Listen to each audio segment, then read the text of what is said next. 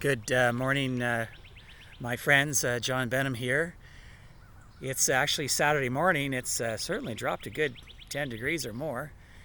And I've just dropped Nancy off at the General for her day. And I've come over to this beautiful setting that many of us know. Over 60 years, Trinity's had a ministry in this place. And you can tell Drew's doing a great job on the grass.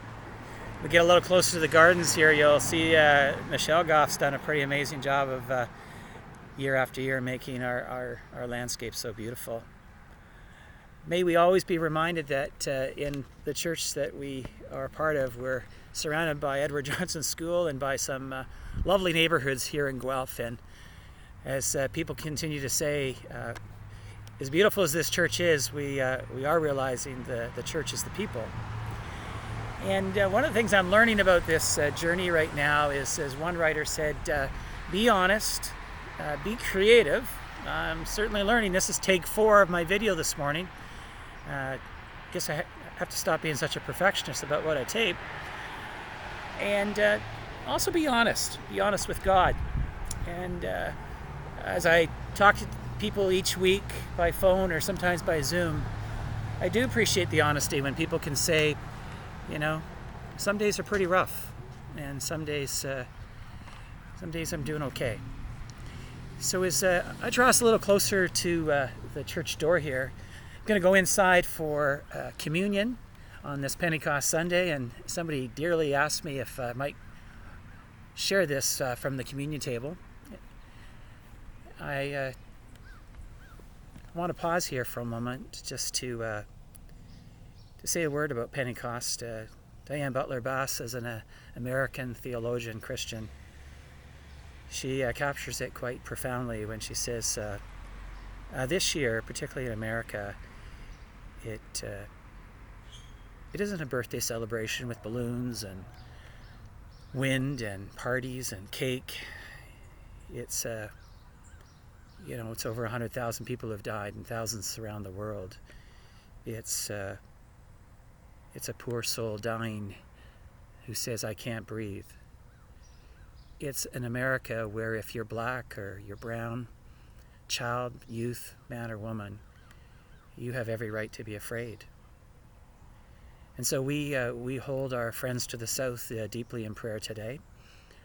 We pray for peace. We pray for justice. We pray that things will really change, and it will not just be something that just continues to happen over and over again. I want to also share with you, my friends, that in this beloved community of Trinity, Galen and I very deeply appreciate the ways that you care for each other. You're doing that with your neighbors. You're putting masks on now and learning to go out into grocery stores or wherever to go to protect others, and hopefully you'll be protected as well. I do want to remember the Riley family today.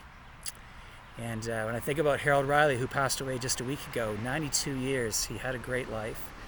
His beloved Jean of 62 years of love would be the first to say that.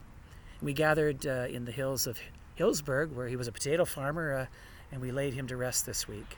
But we remember his 2 sons and daughter and the grandchildren, and we remember Jean and her loss at this time. So in the prayers today, we will remember those very near to us that we are praying for. So my friends, as I prepare to go into the sanctuary here, just one more little reminder from the announcements. Every Sunday at 3 o'clock there's yoga, and you can Zoom, and I'm doing that tomorrow. Hope you might join Pam, the leader, and others. Also, this coming Thursday, Gail and I are going to offer a Zoom bring your own coffee. It's 10 a.m. and just contact the office. Let Sharon know. You'll receive an email, and we'll be looking at each other on a screen. For those who remember Hollywood Squares, it's a little. You get to be in a little picture frame, and we can catch up to each other. So give that some thought for this coming Thursday.